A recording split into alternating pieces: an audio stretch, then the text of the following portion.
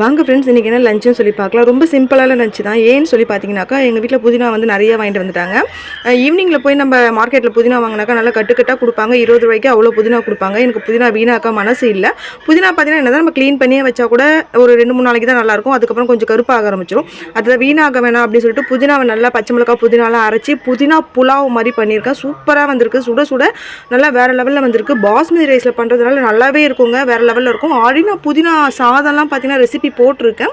சரி, இது கொஞ்சம் டிஃப்ரெண்ட்டாக நல்லாயிருக்கும். புலாவ் மாதிரி இருக்கும். அதுவும் பாஸ்மதி ரைஸை செஞ்சால் பிடிக்கும் பசங்களுக்குன்றதுனால இன்றைக்கி புதினா புலாவ் தான் பண்ணியிருக்கேன். ரொம்ப சிம்பிளாக ரொம்ப 2-3 இன்க்ரீடியன்ட்ஸ் வச்சு செம்மையாக செஞ்சாச்சு. இது ரெசிபி உங்களுக்கு வேணும்னா கண்டிப்பாக நீங்கள் கமெண்ட் பண்ணுங்கள். நான் ரெசிப்பியாகவே உங்களுக்கு செஞ்சு போடுறேன். செஞ்சுட்டு சாப்பிட்டு பார்த்தா நல்லா தான் இருக்கும். இன்றைக்கி செவ்வாய்க்கிழமை நான் சாப்பிடல, பசங்களை சாப்பிட சொன்ன ஒரு வாய் சூப்பராக இருக்குனாங்க.